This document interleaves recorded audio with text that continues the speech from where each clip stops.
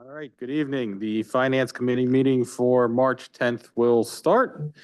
We'll start with courtesy of the floor. Anybody for public comment on items on tonight's agenda? There'll be another courtesy of the floor at the end for comment on anything. Seeing none, we'll get right into our discussion items. First up, Northampton Community College. Dr. Ruth, if you want to tell us all the great things happening in Northampton.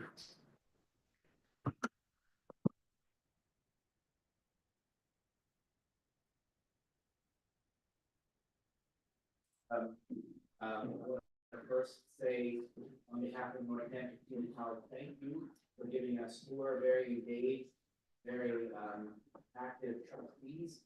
Dr. Beck Pooley. Oh, sorry, that scared me.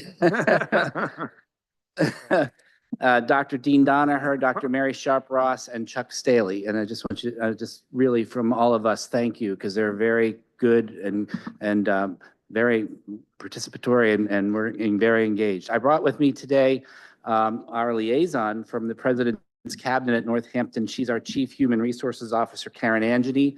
She serves as a liaison. This is Karen right here. She serves as our liaison to this board, to the college. So if ever you need, you can't get a hold of me, you can certainly get a hold of Karen. And I brought our CFO, Jason, who's going to go through all the financials with you. But I also want to say, Dr. Silva, thank you for your partnership. It extends beyond it with the BSI arrangements that we had with that scholarship. So just how much we really appreciate the relationship we have with you and your school district. Hi, Sheila. So, okay, next slide. I don't have a clicker. You're going to do it.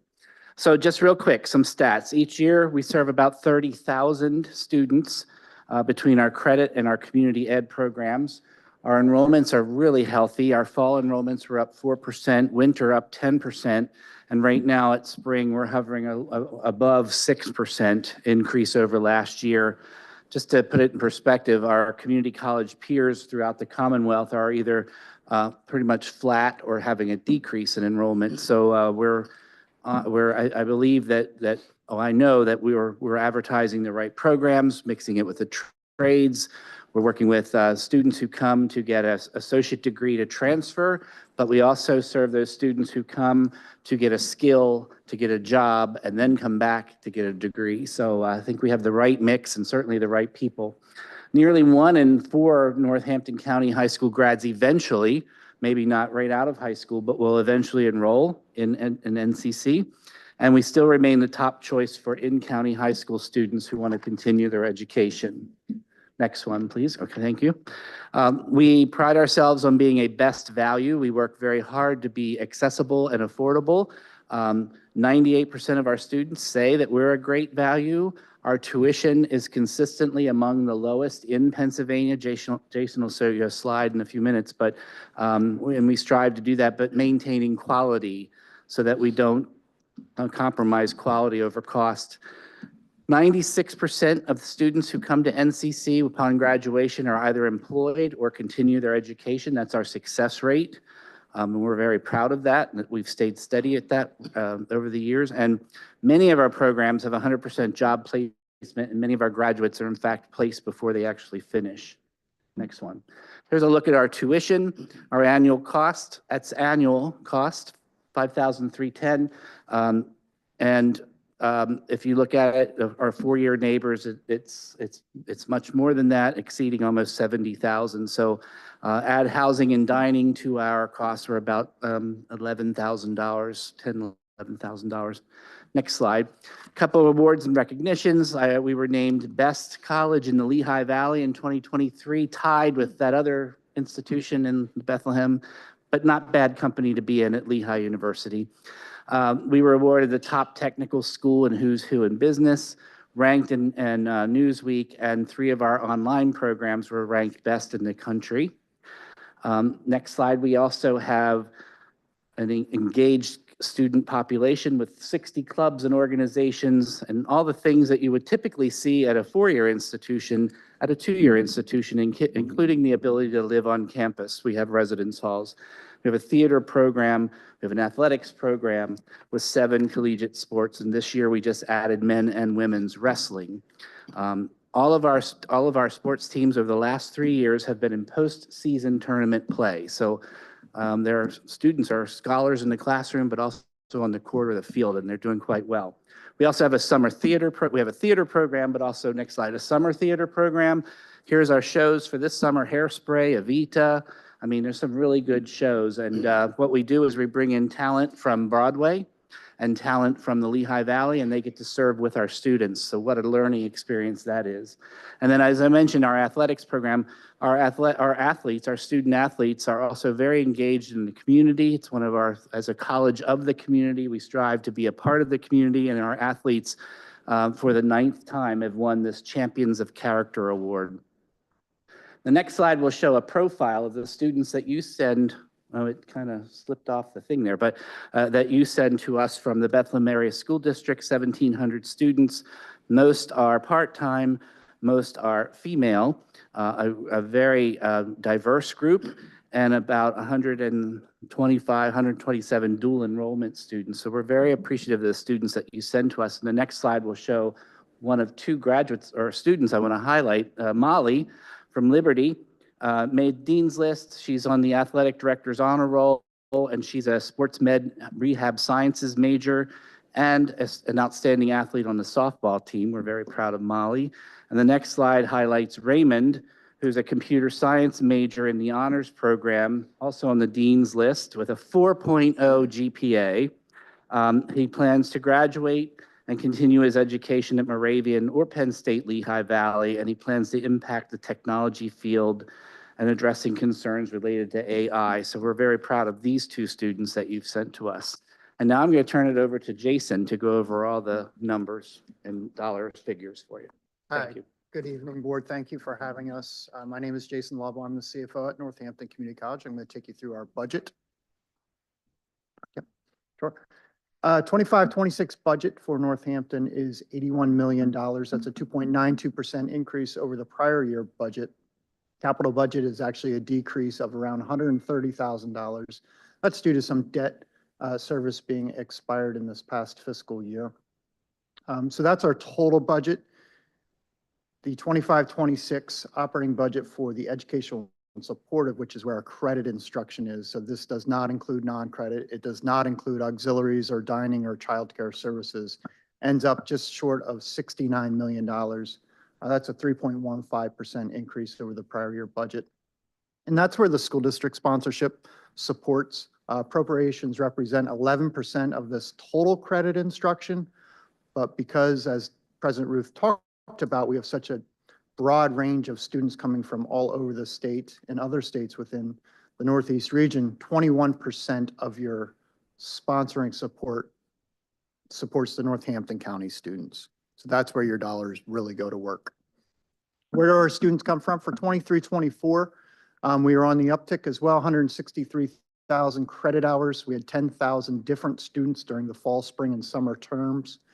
Age range 14 to 81. You can see 57% of our students come from the sponsor districts.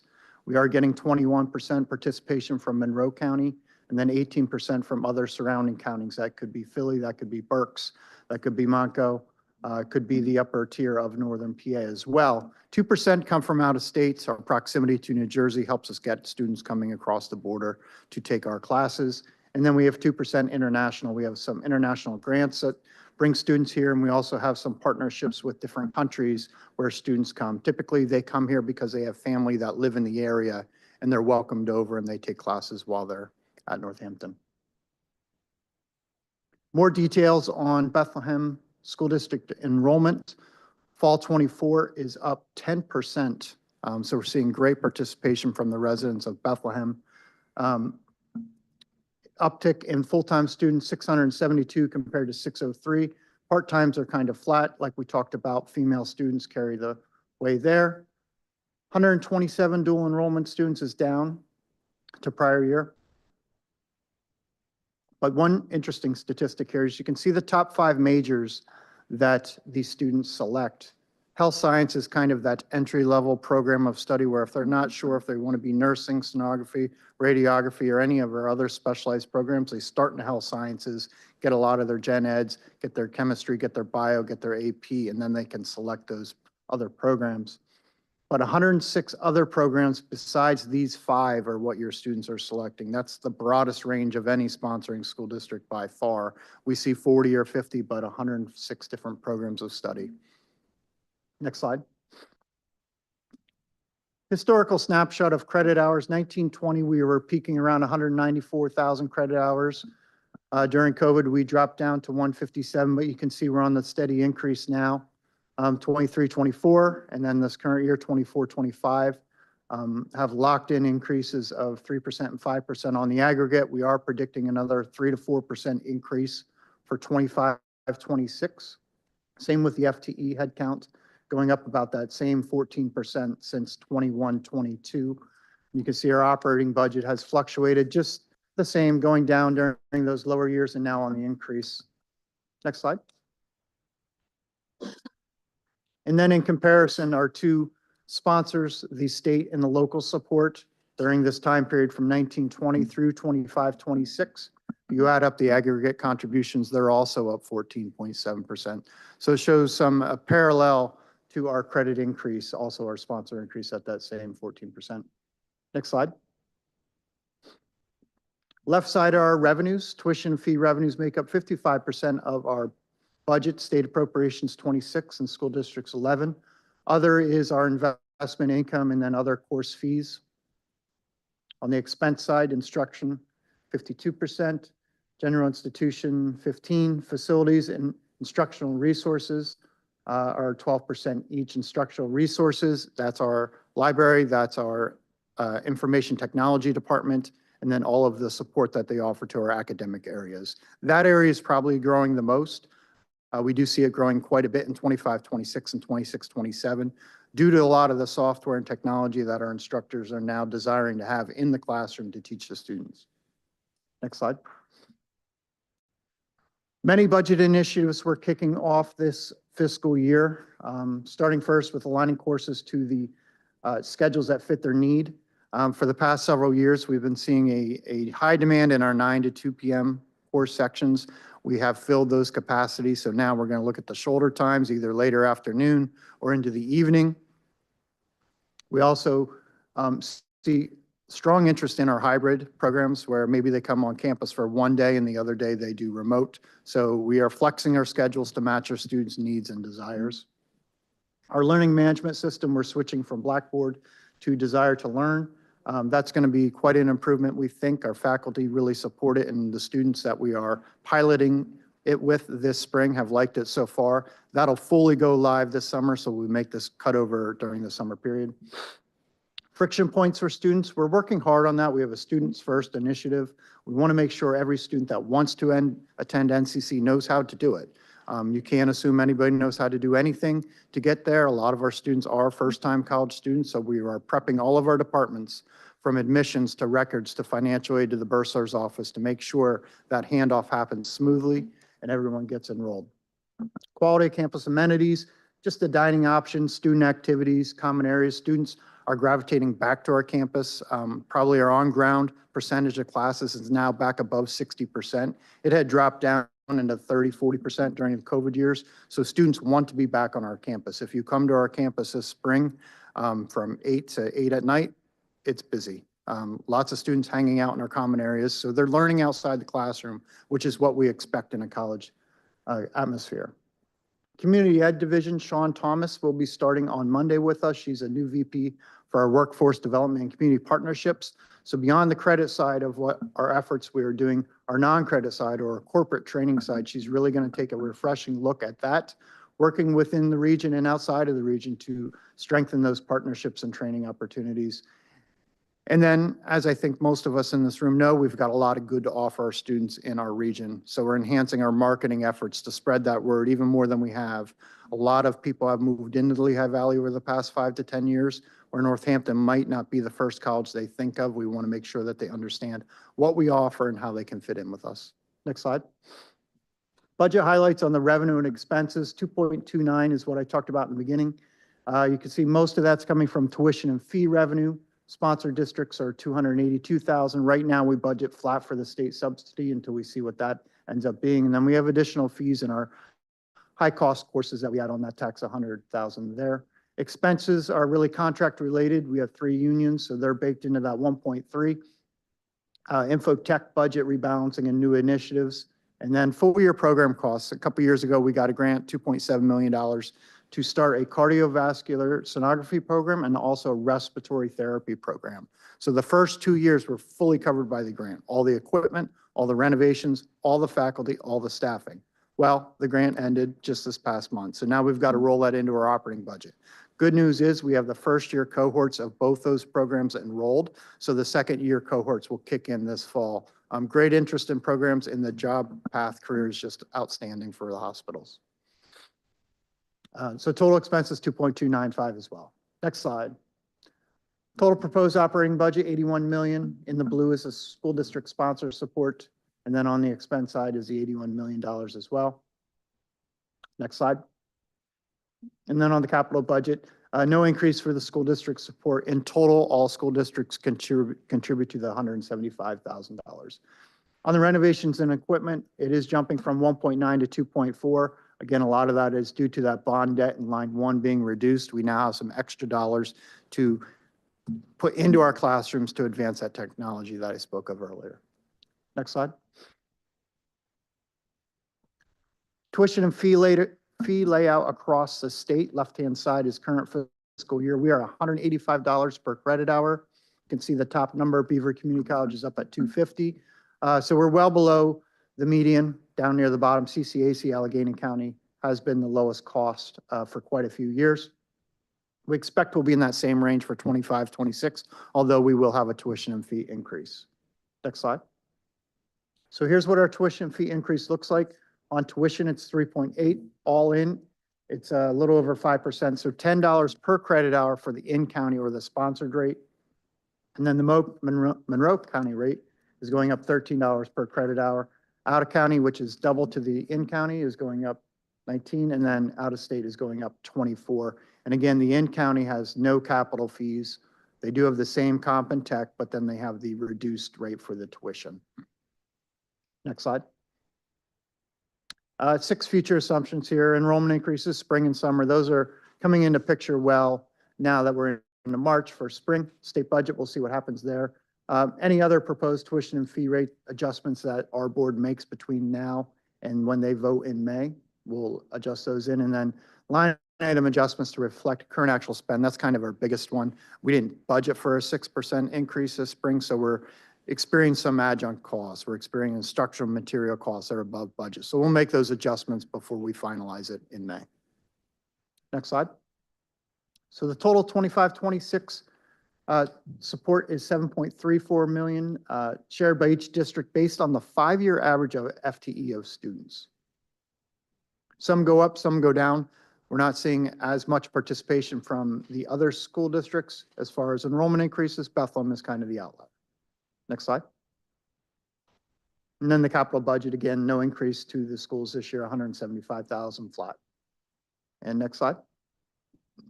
And this is a summary slide. On the left-hand side, you can see that 5-year average calculation for 25-26. It is going up for Bethlehem, 36.53%. And then on the right-hand side, it cut off a little bit, but the year-over-year increase for Bethlehem is $113,000. Total contribution for operating and capital from the school district is $2.7 million, the largest of all of our sponsors. That's about 36% of the sponsor rates, and that's where your students come from as well. 36% of our sponsor students come from Bethlehem. That was a lot of data real quick. Any questions? Yes. I'm curious about the drop in dual enrollment.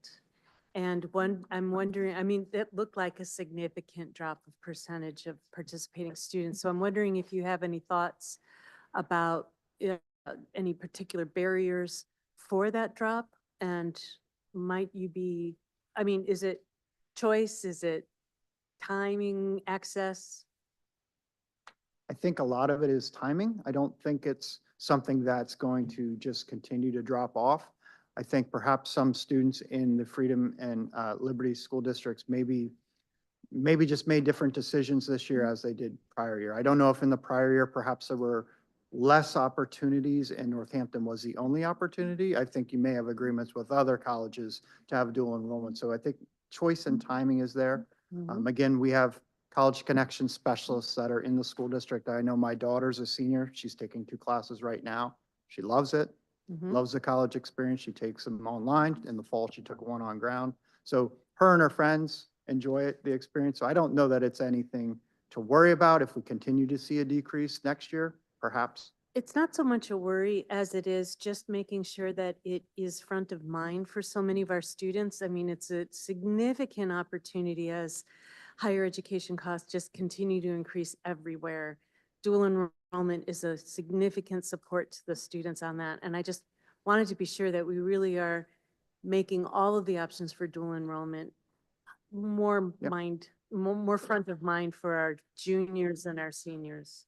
I'll just add that it's top of mind for us as well. And we're also advocating really hard with the governor to reinstate where dual enrollment is covered for students, because right now, the students who participate in dual enrollment are the ones that can afford it. And that's not exactly what the intention of dual enrollment was. It was to demonstrate to students, give it a try, you can do this. And Right. now it's give it a try, you can do this, but there's a fee attached. Now, I know you use EITC credits and you have foundation funds that are very helpful, and that helps that number stay healthy. But wouldn't it be great, like back in 2012, where students were funded by the state to be a part of dual enrollment? And so we're advocating for that. We're getting, like there was a $7 million pot last year. It was for certain majors and certain programs. This year was the same. There was a grant that we were doing, but we're showing the governor that these students, the value of this, the outcomes of this, and hoping that he'll put more dollars into funding this and make it more regular and more substantial, that we can count on it.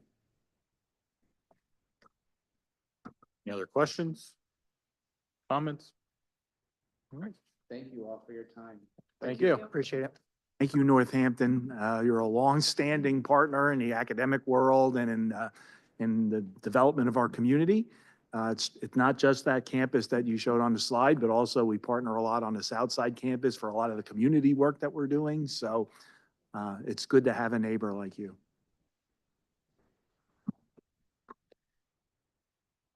All right, next up, we have the Colonial Intermediate Unit 20 General Operating Budget Presentation. Dr. Bartek?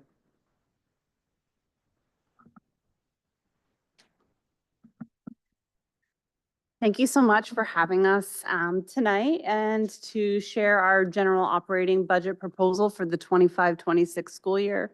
I am Jackie Bartek. Dr. Wolfel unfortunately could not be here tonight, but I also have John Wallich with us, our business director. Just the first slide taking you through is just our mission and vision, looking at our 3 R's, being positive relationships, being responsive to our districts, and having those results to share with you of success. Next slide. So this is sharing our region servicing Northampton, Monroe, and Pike County, and just giving an understanding of how large we are and the services that we provide to our students. Those are some really large numbers. We couldn't do that without our partnerships with our local school districts and the supports and the faith and the trust that you have in us servicing your kids. We are one of the largest intermediate units servicing students. So we're really proud of that, and thank you for your support. And I will take this over to John Wallich to go over our general operating budget. Yeah, thanks, Jackie. Good evening, everyone. Thanks for having us. The IU general operating budget is one of 54 budgets administered and managed by the intermediate unit. It comprises 1.5% of the revenue of the IU, so it's a very small budget. This is 4.4 million divided by the $290 million of overall budgets that we do manage and look over. 157 million of that is the IU budgets. Then we have a medical trust of $133 million. This is the base budget that supports the administrative services needed to operate the intermediate unit. It supports 4 departments of the IU.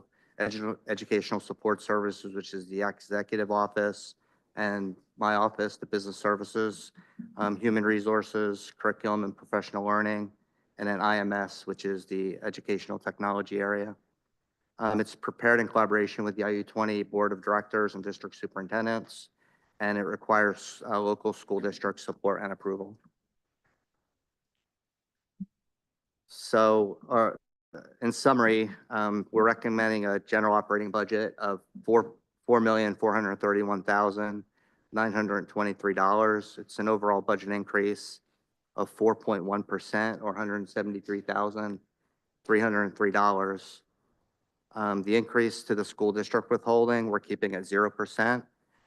This is the only mandated payment to the intermediate unit. And we're also keeping the increase to receipts of other IU sources at 0%. Those are contributions from our other 54 budgets into the general operating budget.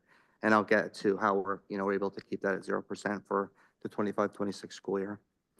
The cost drivers of this budget, it's a very straightforward budget. There's really not a whole lot to it. It's the majority of the people are all Act 93 employees. There's 29 positions total that are in the general operating budget. Obviously, that's the biggest expense of 3.3%, which is the final year of the Act 93 agreement. Medical increases of 10%, which was recommended by our actuary, Conrad Siegel. 39,536 of this increase is health benefits, which is our medical, prescription, dental, and vision. Medical being the biggest is 30,757. RX was 9,851, and it was offset a little bit in the categories of dental and vision. Salaries make up 51.7% and benefits 35.4%. So salary and benefits are 87.1% of this budget. PSERS increases $34,768, and Social Security $11,706. So we're balancing the budget, the increase by premium share of $30,370. This is the amount that employees contribute to their health care. We didn't budget, I'll show you, see the slide a little bit later, but we didn't budget anything for 24-25 as we didn't feel that was needed last year for this current year. And we do feel we're going to need 30,000 to balance this budget of that. Interest income, we have an increase of $69,333. This is a conservative number. Working with PISLAF, Truist, and Pliget, we're really working to ensure that we're maximizing our returns. Last year we averaged well over 4%. We have a lot of our investments are out through the 25-26 school year, so we're pretty confident that we're even in this environment, a political environment, and whatnot, that we're still going to be able to average well over 3% with our investments. This slide is just a history of the withholding since the 2019-2020 school year and the receipts of their IU sources. The 7-year average has been a 0.79% increase to withholding and a 0.91% increase to receipts of their IU sources. So here's a bigger breakdown of the revenue that goes into this budget. As I noted, 40% of the increases, that's the biggest one, is interest income. We took it from 119,000 to 188,000. That's 40% of the overall increase of this budget. Secondly is the administrative offset from the state, which is our statewide system of support money, curriculum money that we get. That's 24% of the increase. And as I noted earlier, with the medical insurance offset, the premium share money we get back from our employees for their medical benefits is 18% of the increase. What do I want to say? The EPTEP transfer, that is contributions from our EPTEP members to pay for the administrative services managing the trust, specifically my services, along with 3 of my assistants. So Bethlehem doesn't contribute anything to that. That's for our EPTEP people. quick summary of our overall expenses, again, within the 4 different categories. Human resources had the biggest increase of 4.6%. The business office, or I'm sorry, curriculum 4.4, and the business office, executive office 4.3. That makes sense, as you can see, with the 3.3% increase in salaries, along with the 10% increase in the medical benefits. And IMS is only up about 1.1% because we did have somebody that is waiving their benefits in that category. And that's why it's a lower increase than the other groups. And then finally, for me, in summary, again, the school district withholding, we're keeping at $576,820. It's a 0% increase from 24-25 to 25-26. Receipts other IE sources, again, that's the money we bring from our other 54 budgets into the general operating budget. We're keeping that at $2,454,470. Bethlehem School District's contribution towards the general operating budget is a 0% increase, or $138,224. And just so the steps for the general operating budget, we we met internally with the staff to develop it. Me and Dr. Wolfel, our supervisors. Dr. Wolfel met with the district superintendents and reviewed it with them. We went to our board, got their initial approval at the February board meeting. So you get to hear this twice from me, exact same thing. And then between February and April, we are going out to the districts. And then at the April board meeting, the RIU board will vote on it. And then I send it to Harrisburg on May 1st. So, back to you. Thank you so much. All right, we just wanted to take you through a few highlights of our IU20 services. If you go to the next slide. Just to capture early intervention, I'm not going to read the slides for you, but just seeing the amount of students we service in early intervention, that's age 3 through 5. And you can see transitioning to school age programs for 25-26 school year are 718 students. That's 100 more than last school year. So we work really closely with your special ed directors and planning for those kiddos. Next slide. Looking at student service department, we have been taking advantage of all the state grants coming through for special educator, attract, prepare, retain. So we wanted to just highlight that work that we're doing, creating a full circle of working with high school students by developing future special educators. We also have the paraeducator grant that we partner with Northampton Community College, and also partnering with local other universities with the accelerated pre-K-12 special ed teacher cert, where any staff who are working with students that have a bachelor's can go to school and receive their special ed teacher cert in an 18-month accelerated program. So you can see impact metrics. We're really seeing a high success with recruitment in our area, gaining interest in the field of special education at no cost to the districts. Next, we just wanted to highlight our transitioning into the future for your students. We have 3 different categories we really focus on, always trying to enhance, add more services, but we focus on competitive employment skills. That's readiness out in the community. Some big programs we have is our Project Search program. We have 2 of those programs, Wind Creek Resorts and Kalahari. We can take a total of 24 students in those programs each year. For 25-26 school year, we got 42 applicants. So that's pretty amazing. I wish we had a 3rd site.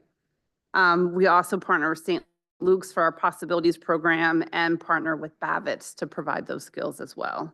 Community-based instruction, again, working with local businesses to ensure we have opportunities for students with disabilities that they're intrigued with their high interest and what employability skills they have. And of course, providing that classroom-based instruction. Resolve Behavioral Health Services. RIU was one of the first in offering behavioral services. We provide services to our districts and all the tier levels. And just there, always open to enhance, look, and just be there for supporting those students with some challenging needs. Colonial Academy, we want to highlight. Again, Colonial Academy, we are working with students that have failed behaviorally, academically, and their environments, poor attendance. They come to Colonial Academy, we work with them, build relationships, try to build their self-esteem, and really work on a full continuum of behavioral health and educational supports and services for your students. Lots of opportunities to go out in the community as well with our culinary arts and our construction management programs. Our professional learning department, always empowering educators, also engaging our families and transforming futures. Our focus has really been on structured literacy, and we're partnering with PBS 39 for about 1.5 years now, really focusing on that early literacy for families, for local daycares, preschools, to provide that education and opportunities to support that K readiness skills. And administrative services and professional learning. So some do not know this, but CIU 20, we do have a driver education program.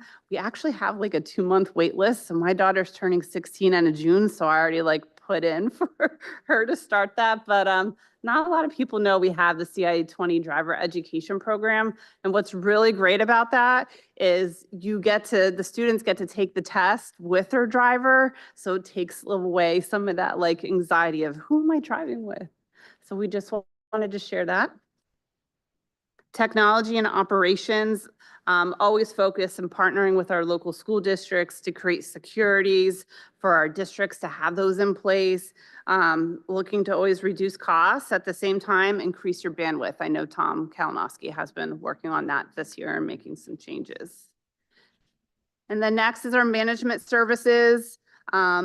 We also wanted to share out, and some people don't know this, but CIU 20, we do have a print shop. So we're just sharing that out there. We shared a couple works of like some students even, like you go to Staples and you spend a lot of money. So even for educators, for school districts, pamphlets, handbooks, even students that have projects, our print shop is available at a lower cost. And that is our highlights. Any questions? Thank you again so much for everyone's time. Thank you. Any questions, comments? All right. Thank you so much. Thank you for coming. Next up, we have 2.03 Bethlehem Area Vocational Technical School General Operating Budget. Mr. Losarczyk.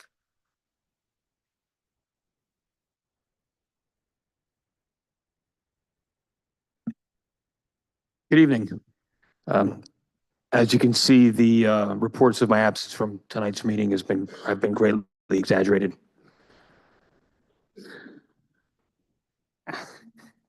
Seems to be going around. Anyway, thanks for having it. So tonight's budget presentation, I'd like to highlight a couple things.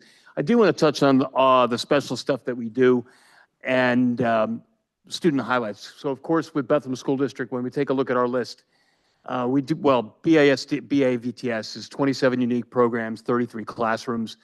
We usually hover between 1,300 and 1,400 plus students. We're the first CTC to have had a food truck, the first CTC to convert a combustion engine vehicle to an electric car. We've been recognized nationally for school culture. And this year we have had our all-time high of inductees into the National Technical Honor Society, 91 students. 50 of those that were made up from BASD. And we've got 13 Skills USA gold medalists going to states. 3 of those are from Bethlehem School District and 17 total medal winners at district competition from BASD. We had our second year of our holiday bazaar, which started small last year and got much bigger this year. We expect that to grow as we move forward. And we've been recognized from the Pennsylvania Department of Ed as a best practice for the navigation nights that we did when utilizing COVID monies. But I also want to highlight too that this isn't just about what I want to make clear is that yes, we've got a lot of great kids, a lot of great student achievement, but really it's our staff that really makes things run, and I want to highlight that as well. When we take a look at our general budget, our proposed budget, like usual, about 74% of that is made up of salary and employee costs. The rest is pretty standard in terms of our percentages, doesn't change too much per year. Next slide, please. When we take a look at increased expenditures, of course, salary and benefits, and that includes 2 positions that we're adding as we make a transition to the expansion at the factory campus. We're adding a few positions early on for some transition. We built in factory building operating costs, so we expect to take that over at some point this year. So we need to figure that in as well. So we've got some increase in supplies and then just some general other items that come in about $9,000 more. Total increase then in expenditures of $957,139, or a total increase to our budget of 6.56%, with a total budget of $15,555,038.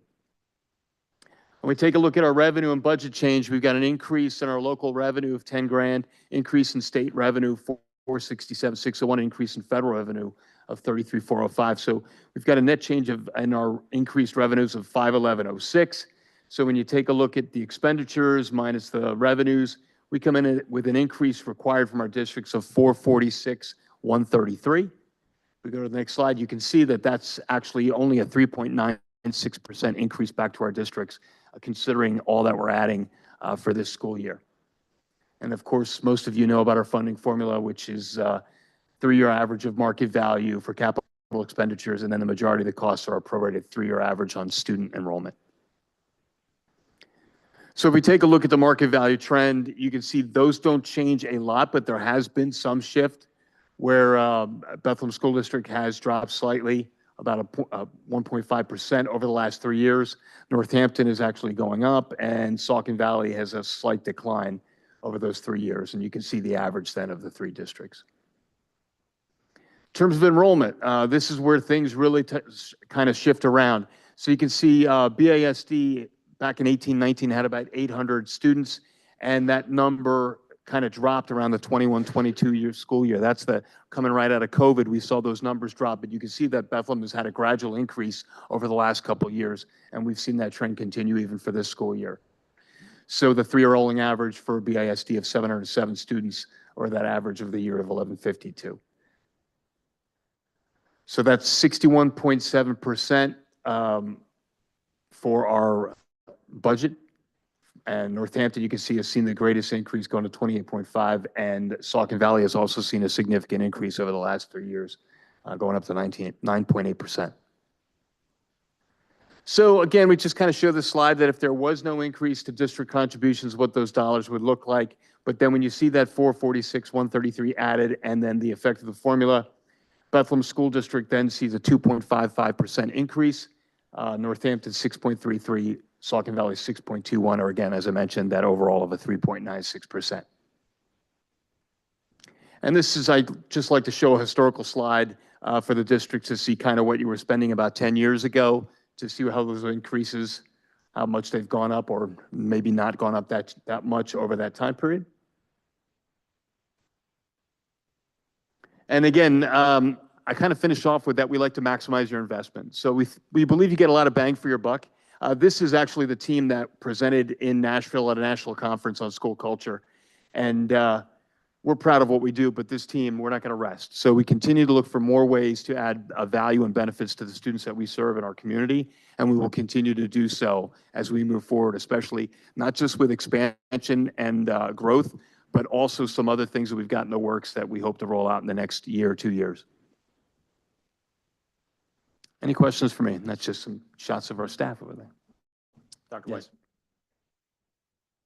You have a very good designer for your slideshow presentations. I just want to make sure that that person is properly recognized. He appreciates it. Thank you. Ms. Patrick. I just want to fangirl really quick because I'm a huge fan of everything that you and your staff are doing in that building. And this is not your dad's VOTEC school. And the love that your staff has for your students, I mean, they go above and beyond, and they just love these kids, and they do everything in their power every day to make opportunities available to them. And you're always very humble whenever we're in our meetings and you're presenting. And I just want everyone to know what an awesome job that you and your staff are doing. And these kids are very lucky to be able to attend this school.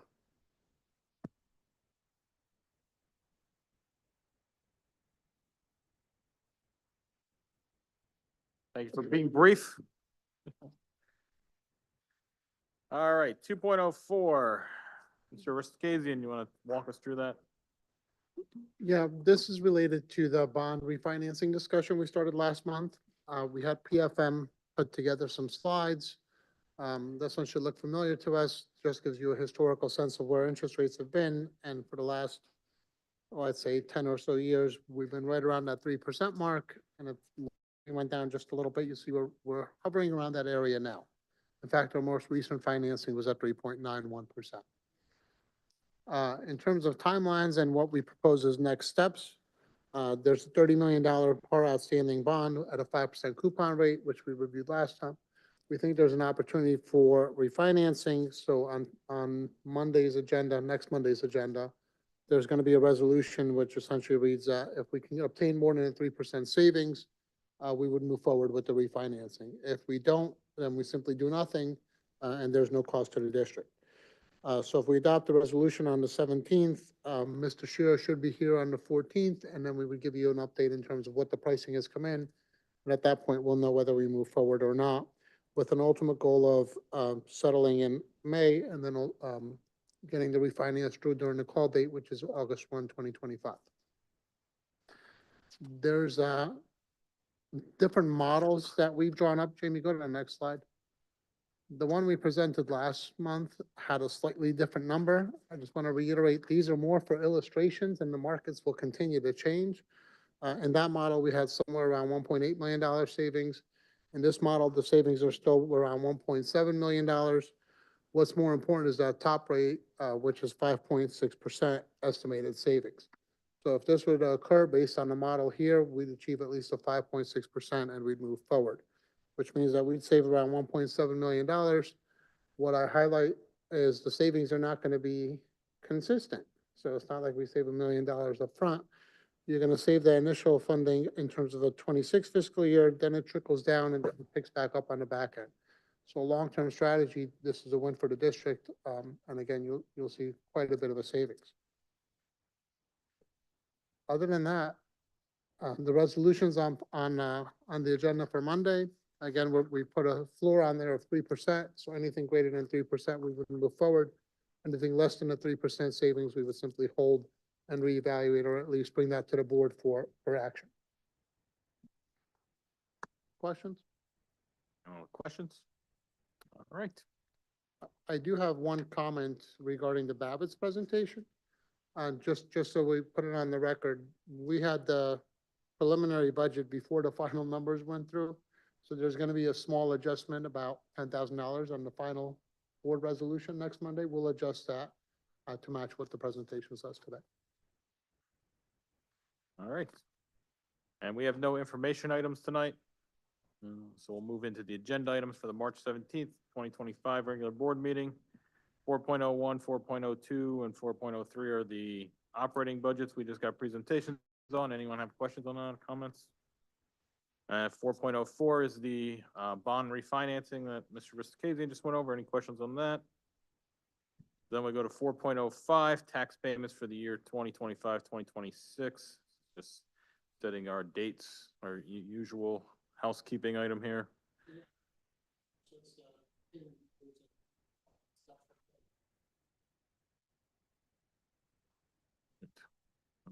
Any questions?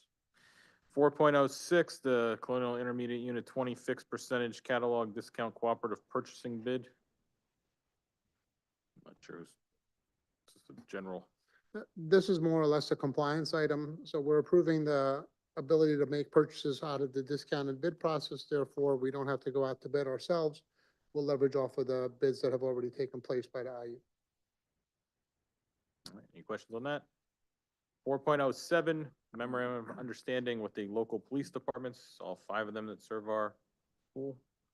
Yeah, we renew the MOUs with all of the police departments that serve the district every 2 years. It's an opportunity to refresh what the existing understanding is. So should there be an incident, we have standard protocol in place. And Mr. Repshaw reviews this with them, and all parties have agreed to the MOUs or the terms of the MOUs. All right. Any questions on those? All right. In regards to the MOUs with our friends with the local law enforcement or police departments, given the experience of this of last school year, was there any further exploration regarding any of that? You mean the SRO? Yeah, we spent a considerable part of the summer talking about that, reviewing procedures, updating principles, making sure that the lessons learned from that event were incorporated, not just in what you're seeing here as far as our memorandum of understanding, but also our own internal procedures. So, yes. Any other questions on 4.07? All right, 4.08, Bethlehem Area School District Calendar Production for the year 2025-2026 school year.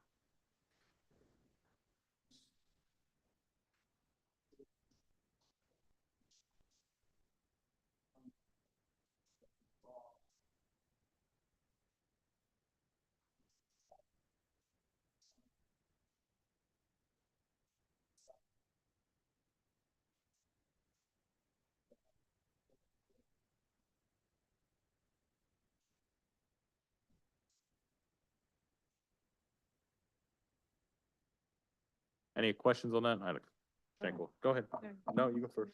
All right. I just had a question. At what point can we move all that information onto the website? When we're all comfortable with it, I think. We probably aren't there yet in that I do have a lot of folks talk to me by the volume of calls that I receive in July and early August when the calendar has not arrived as far as what they're expecting. So I think it also contains at least some of the information, the critical information, like if we would ever have a really bad snowstorm, where are the consolidated consolidated stops on the snow emergency routes, has the addresses of the schools. So having that handy is something that I know parents like and being able to see. But as far as the calendar piece of it, like what's going on March 3rd, that's not as important as it used to be on the printed calendar. I know there is a calendar on our website, but it's not really fully updated.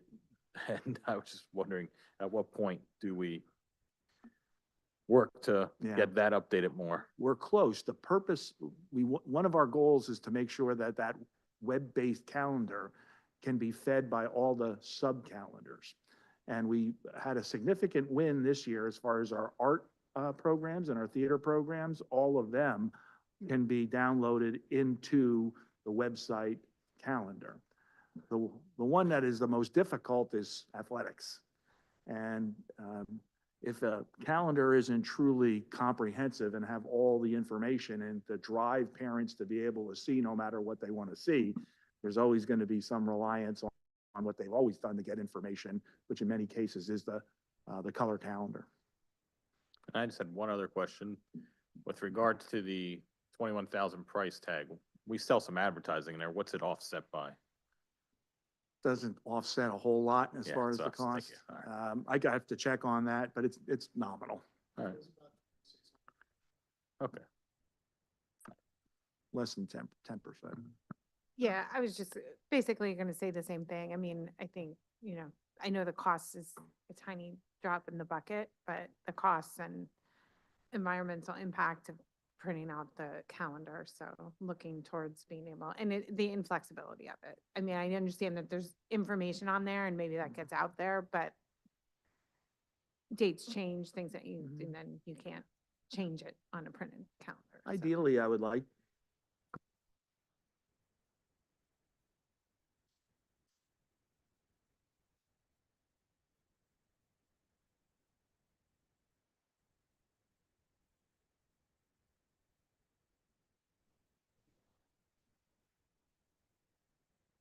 This is Patrick. Just curious if there's a deadline that schools have to report all of that information, because I always found like there were certain schools that were on it and had every single event, and then there were other schools that had absolutely nothing included in there, which I You're- think is frustrating. You would be Mrs. Vargas's best friend, Mrs. Patrick, because we've tightened up those procedures to say, if it's this type of information, it goes to her by this date. If it's this type of information, it goes on the second date, with the goal being that by the end of the timeline, the calendar has everything consistently in what it needs. Dr. White? I think though that the calendar, we're spending a lot of time on this, but the calendar is also one of those promotional pieces that really speaks to the general culture of the entire district. And there's so much fluid information with things that pop up that I would hope that we're continuing to encourage people to refer to a fully developed digital calendar for things like our fundraisers at our various schools, et cetera, but use this printed piece more for those established hard, when school starts, when, when graduation is, those things that will not change. That would alleviate the pressure. It probably would reduce the size. Right. So I would just say that perhaps in deference to Mrs. Vargas's deadlines, if we demanded less information, we would have a faster turnaround. And I think that that would perhaps encourage more work and time developing on the digital. Mr. Fascinato? Yeah, I hate the calendar, but it literally every year, I don't even open the envelope. I throw it right in the trash because it's just clutter that I don't need, but that's the way I operate. But I remember when the calendar was $65,000, $70,000. $20,000 I can live with, but I think it's something that we could say, set a goal. All right, by 2 years from now, we're not going to do a calendar. And with our tax bills, we're going to put an information packet like we do now with Good News. And that has those important dates, like a 1 or 2 pager. And if it costs another 30 cents to have a 2-ounce mailing instead of 1 ounce, it's still not $20,000. Or maybe perhaps we take the next step is that we have them available in the schools that kids can take home if requested, and we can pare it down by half. I don't know, but it's like a full color glossy over, or maybe Votech could print them, I don't know. And then our kids could have the experience of putting together a calendar because their print shop or the IU print shop does great things. But then I guess that pushes the deadline up to the current school year because there's kids not there in the summer. But for the cost, I'm okay with it. When it was 60,000, I thought it was crazy. I was shocked to see we had it down to 20, but I completely think at some point in the near future, a calendar goes by the wayside. But I'm fine with it for this year. Mr. Lozey? I recognize that I'm completely in the minority here, but I love the calendar. But I also recognize that I'm an old man, and that's okay. That's fine. I know, right? But may we consider? I'm glad that you mentioned that, Mr. Fascinato, because it certainly has been a savings, but it still is an expense to think of. But maybe we rethink the purpose of the calendar. I think it was maybe 2 school years ago is when it stopped, but having it be that talking piece for the district communications mantra built by Bethlehem. So if it becomes really more of telling the story of the district, doing some reporting out, kind of like a yearly, an annual report of the things that we're doing, maybe even partnering with the foundation to get some of that information in there, then, yes, you have that educational piece of the calendar, but you're also sharing the story. Although we're not a business, we're not a nonprofit, we have a duty to share what is happening and the good that is happening. And I think we can find creative ways to do that. Maybe that's a way that we could do that while still sharing out the information. Because we do have a considerable amount of our electorate that uses it and finds need for it, but understanding that we're living in a digital world and, having a printed calendar when you have one on the website, it is redundant. I do recognize that, but then maybe we look at it to be something different where we're more so sharing the story of the district. So just something to think of as when we get to this point next year. Any other comments, questions? I'd just say, and maybe in the future, we can also just put a PDF of the printed calendar on the website. I was looking the other day, there's nothing there. There's like a calendar for every school, half of them are empty. And then there's a combined calendar, it doesn't have a lot of events in it, so it just seems like, we could just put a PDF of this printed calendar up on the website if someone wants to click on that and get the whole thing. I know we have that for our academic calendar, so. All right, any other comments or questions on 4.08? All right, 4.09, we're getting a donation for Freemansburg Elementary's playground. Yeah, this is actually a very generous donation. The Grace Church of Bethlehem had a midnight mass where they collected some funds to support the Bethlehem Area School District. And the congregation decided that they would donate to the Freemansburg Elementary School to get a brand new playground. So we just want to recognize their efforts and thank them. That must have been one Thank you, Grace church Church. service. That's significant. So, well, thank you for that. Winston? Go ahead. Just to be brief, I just want to sit on this one a little bit. I think in this day and age where folks don't get to see the good that community organizations do, like churches, like schools, like other nonprofits, here we've seen where we've received from Cathedral Church, Trinity, United Church of Christ, and now Grace Church, community institutions where our families, our staff members, our administrators are belonging in those parishes, and that support from the community is coming back to the children of the community. So that's a wonderful thing. I know we acknowledge those folks, but I think that's something that the broader community should be aware that, there are other ways to do so, especially when I'm going to say something crazy, but I won't get in trouble, where we live in a day and age where people lambast public education for forsaking religion. We still have relationships with, at least in Bethlehem, I'll speak, with our religious communities where we work hand in hand, where we are servicing children in churches with homework clubs and again, food pantries and donations like these that are making our community become better. So kudos to Grace Church for offering such a beautiful thing. Thank you for mentioning the relationships between the district and the local church community. Yes, we do receive donations from Grace Church and others, and even our schools are used for, or leased for religious services sometimes. So I know a lot of communities like to keep those two worlds at arm's distance. They don't need to be. They can live in a very collaborative way and have towards mutual progress when they think of each other as serving the same community. Mrs. Patrick. Just to add on to this, I know someone who's very active in this church. A lot of those members have actually been volunteering in Freemansburg Elementary, going in to read and participate in classes. So I think the kids were near and dear to their hearts, so they decided to make this donation. Yes. This is what, Dr. White. Oh, thank you. Can you tell me the location of Grace Church? Is it geographically closer? Because they've been mobile all in a lot of places. They built on Hecktown Road, Ah, the old Catholic. Yes. Yeah. well, it's great then. I thank you, Mrs. Patrick, for that comment, because that really gives me a lot of joy to know that these relationships are individual and interpersonal. Thank you. Any other questions, comments? I'd just say that some of our churches also do like backpack buddies and things at the beginning of school and give away. So I know Wesley Church does a big thing every year and they give out tons of backpacks full of supplies. So it's great to have those churches in our community. All right, 4.10 utility vehicle purchase for Freedom and East Hills. Mr. Raschuti, 410, 411, and 412 are all purchases for that Mr. Stein is basically front-loading this year using existing budget funds rather than putting them in as requests for next year's budget. So we're squeezing it, and we'll use it for those three purchases. Any questions on those purchases? Just to be clear, utility vehicle, is it like one of those four-wheeler type or? Yeah, okay, that's what I just wanted to be sure. Like a Gator.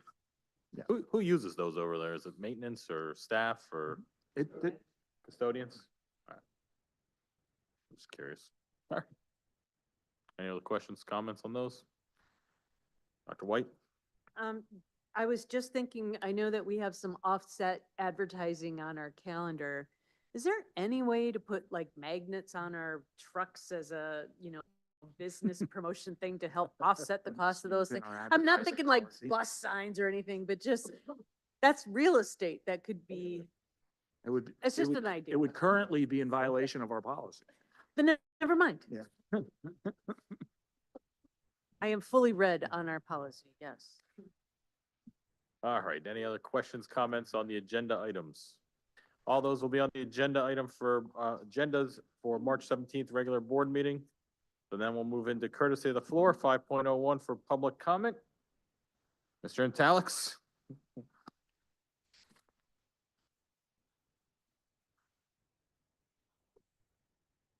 Stephen and Alex, 737 Ridge. I guess for a little tidbit on memory lane, the gentleman who spoke about VOTEC had a hat and it said 1965. So I asked him, what's 1965? He said, that's the year that VOTEC was founded. But let's go back in history. I don't agree with that. If you drive down 4th Street and come to Pierce and 4th, there's a large parking lot. And many years ago, there was a building on that parking lot called Quinn School. It was a school like, and it belonged to the district. And it was a very special school because when you were in middle school, when you finished the grade, your final grade, you were asked whether you want to go to academic or technical. If you said academic, you went to Liberty, which was then called Bethlehem High School. And if you said technical, you went to Quinn School, which was the technical end of the high school, what is now VOTEC. But back then, it was a hardcore school. What it did was provided workers for Bethlehem Steel, plumbers, electricians, mechanics. And that was because the majority of people went to Liberty High, came from Nichmond. The majority went to VOTEC, came from Brockle. So that was the social split in those days, the children of the immigrants. My brother graduated from VOTEC in 1937, and their pictures appeared in the yearbook. Let me go a little further with this. This is very similar to immigrants from Europe. You had two classes in Europe, the peasant and the nobility. The nobility had educated up to here, but the peasants went up to equivalent of 4th grade to learn how to maintain a house for the man, plumbing, and carpentry, and for the woman, how to cook and sew. So their education was limited to the equivalent of 4th grade. So there's a strong similarity in that attitude from Europe that carried here to Bethlehem. I thought you might enjoy that. Thank you. Alex, although the only other person that would probably appreciate what I'm going to say is yourself and my brother watching on TV, you are right that South Bethlehem, when South Bethlehem was not part of the Bethlehem Area School District, what is now Brockle was South Bethlehem High School, which had a vocational technical aspect to it, which then closed when the school district absorbed South Bethlehem into its overall city. My father was a 14-year-old in the last year of Brockle Vocational Technical High School. So what you're saying is true in the history books, because I know you've done your research. It's true, what you have said is accurate, and it's true in the history books, and I just wanted to thank you for mentioning it because it has a family connection to my family.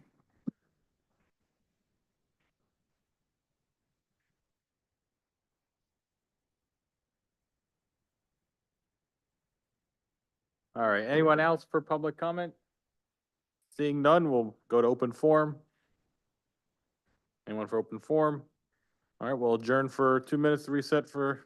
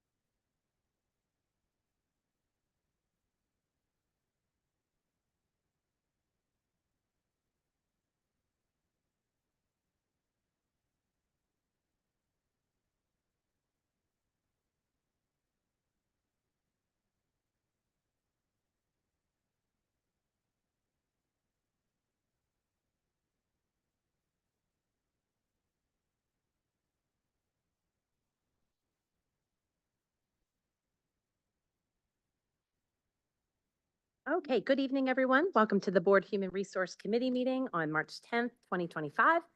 Right now, courtesy of the floor for any agenda items. There'll be a second one at the end for any topic. Seeing none, we have some discussion items. 2.01 Board Policy 185.3, use of generative or artificial intelligence, second reading. Rebecca, could you introduce yourself, a new face to our committee? Good evening, everyone. My name is Rebecca Getz-Keller. I'm the Manager of Human Resources, and I'm presenting tonight on behalf of Dr. Burris. He is representing our district at a recruitment event in Millersville. Awesome. Well, welcome. Thank you. Thank you. So as you mentioned, we have our first item that is the new board policy 815.3. This is the use of generative AI in education. This is being presented for the second reading. The additional changes are noted in red. From the first reading, we took feedback regarding consequences and discipline. Ms. Levy was here and spoke about that. Page 3, there were some items added regarding training that will be provided to students right here at the bottom. On page 4, there was a statement added regarding the consequences of failing to cite AI-generated work. And on page 5, there were additions to consequences and just a minor format update. Ms. Bachman and Mr. James are both here if anyone has any specific questions, and they can speak more on the matter. Any questions on this? Dr. Beck-Foley? Not questions, just thank you for seeing to these changes. They make me feel a whole lot better. I just appreciate the revisions. Thank you. Dr. White? I just want to be clear that the use of generated AI content is in the student's submission and their submitted work. Is there any, I don't know if it would go into this, because the use of generative artificial intelligence in AI could also be, and I think this is something Mrs. Levy was talking about, are we reading content generated by AI that, are we teaching also critical thinking about this is written by AI, versus, I'm just wondering if that was considered in this particular policy, not just with the content that the students are giving back, but the content that we are consuming.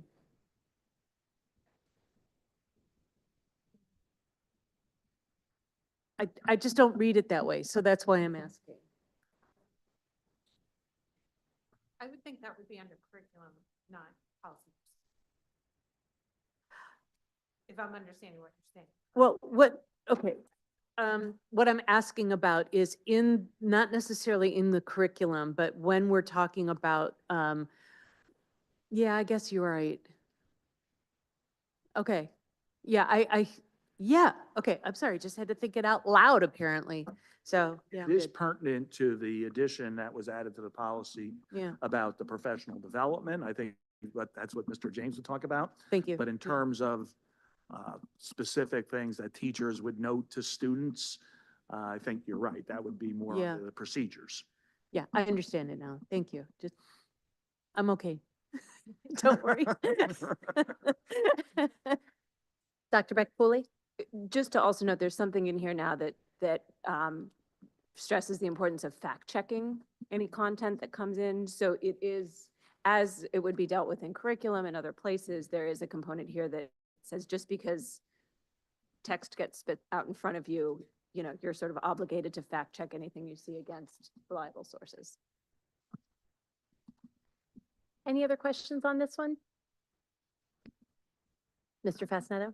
I noticed this last time, or I missed this last time, sorry. I saw it when I was reading this over the weekend, that at the very end, we say that we permit the use of AI detection tools to identify potential, like plagiarism issues with the use of AI. So we're authorizing the use of AI to detect AI, which sounds counterproductive, but just an observation.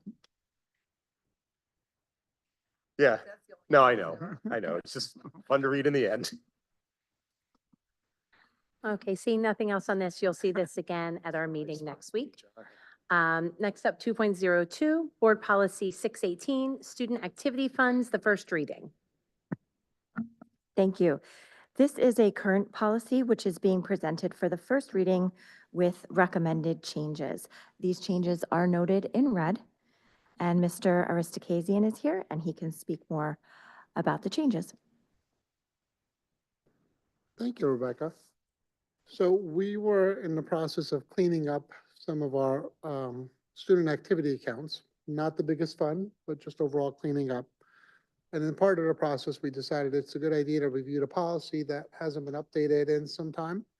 And so we referenced the school code and we referenced the most current student activity manual. And what you see in red is some of the items that'll bring us up to compliance. So for example, if we go to the second page, we highlight that the activity group shall appoint student officers, including the treasurer, to work with the activity advisor to carry out established financial procedures. This is an addition because it wasn't explicitly highlighted in the past. And then you'll see the first 7 items that follow under the guidelines are more or less to bring us into compliance with the school code and/or best practices as recommended by the student activity handbook. I don't want to read this to you guys, but lots of red, more or less to bring us to compliance. So if you have questions about any of those items, I'm happy to answer. Dr. White? Thank you. I'm really happy to see that one of the items is the records shall be maintained. Is there a plan to have a format template of how records are maintained? Because maintained could be, here's my receipts, or it could be a spreadsheet. And I think that my opinion is that there should be something consistent amongst all of the clubs that say, this is how you keep a record, so that we have no confusion of how to interpret that. That's actually a very good question. And one of the reasons why we're moving into all purchases should have a purchase order or a payment rec through our system, because it allows us to maintain the records in an electronic format directly into our financial software. That allows us to review for reliability, allows us to have records that'll be maintained for the history of time, and it allows us to build out templates and formats that are consistent, whether you're in a middle school, high school, whether you're in a drama club or a woodshop club. Follow up, please. I think record keeping like this is not necessarily a control factor. I see this as an opportunity for knowledge also to be passed from year to year. When Sure. student leadership typically goes through variables of efficiency, this will actually help that level of understanding what we have to work with on a year-to-year basis as well. So this is a good thing. It's not control. It is information sharing. Thank you. Wonderful. Thank you. Mr. Fascineto? Yeah, just three clarifying questions. For number 4, where it says student organizations, they're not permitted to establish separate bank account. That is not like a separate 501 parent support group. Well, the intent of that is to say, if you're a student activity or a student organization, you only have one account that is under the control of Bethlehem Area School District. You can't have another one that we don't have access to or visibility into. So if it was a PTA that wanted to open an account, that wouldn't be a student activity. That would be a simple PTA account. And then number 7, where it says large balances should not be permitted. What is a large balance and who determines it? It is somewhat subjective and intentionally in that way. Okay. Because some organizations have a pretty hefty fundraising and support, so their large balance for them might be $50,000, $60,000. Others have a balance of $100 because they're not as active or as well supported. The idea here wasn't to put a lot of parameters and define it for them, but to just reiterate more or less the second half of that, which says money should not be raised or collected unless there's a defined purpose. So if you have an end goal, whether it's a trip to London or something else, the large balance becomes a different subjective than if you're simply fundraising because you want to hold the dance at the end of the year. So a large balance would be if there's no purpose for the money being raised. As long as it fits within a defined purpose, and again, I don't think we're trying to put too much parameters around it, but just overall, at least some sort of curiosity to say, hey, what is this? Why do you have so much money on that? Okay. And then the last one was all the way at the bottom where it talked about number 14, where everything is struck and we have a new sentence. They're talking about should be initiated through a purchase order, but it says should and not must. So thinking of organizations that have, like our theater programs that have last minute emergencies, something breaks, something has to be purchased. How is that handled? How is reimbursement handled? Or is that no longer possible? No, it's handled the same way as it is currently, which means whomever's out there goes and makes the purchase. They submit a receipt through a payment requisition, which we call a PO as well. Okay. And as long as we don't pay taxes on that, they'll be reimbursed for the full purchase. If they pay taxes, then the taxes are not reimbursed. Sure. No, makes sense. Thank you. Dr. White? What about the clubs that have support 501c3s outside of the district? And I'm thinking of Friends of Liberty Theater or the LHS parents. It's alphabet soup, but it's like the parent booster for the Grenadier Band. How do those interface with the school policy? Well, they're separate, and so we don't control what happens on those organizations. What we control is what's run and controlled by our students. Okay. So this simply applies to the student activity account.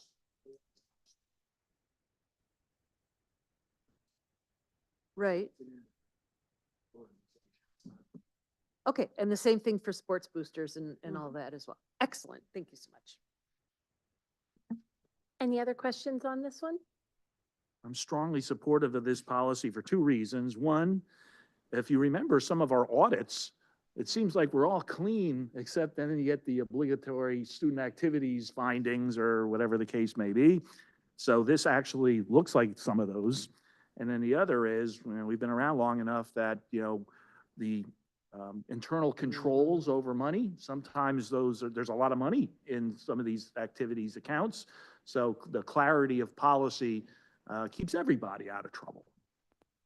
So thank you, Mr. Aristokezian, and the HR department. Thank you, Rebecca and JT, for putting a lot of heft into this policy. Anything else on this? Okay, we will see this again. Okay, next up, information items. You have anything fun from the HR department? It's always a good time. It is. I love a good information item. We are engaging in a lot of recruitment activities right now. As I mentioned, Dr. Burris is out now. He was out last week at Moravian. Jacqueline Pasco and Amaryllis Rivera, our human resources specialists in our office, also attended the Career Exploration Fair at Liberty High School last week or the week prior. And I believe it is the following week, not next week, they're going to Freedom High School to participate there as well. So we're very excited about this upcoming hiring season. Our postings are out there. Applications are coming in all the time. We're using our Frontline Recruit and Hire software to manage that process. And we just had a call today with Frontline for a Frontline Central system that we are going to be implementing very shortly as well. So a lot happening next door. See, those were exciting. Okay, any questions on those? All right, next up, we have agenda items for the March 17th, 2025 regular board meeting. That's where we're going to see Board Policy 815.3, the use of generative artificial intelligence, the third reading. Any objections to that? All right, courtesy of the floor for any topic. All right, seeing none, open forum. Dr. White? I just want to thank the board for including me in the meetings while I was out of state. And I really appreciated the technical support from Mrs. Bachman. Thank you. Mr. Fascinato? Oh, I'm sorry, Mr. Allozy? He can wait.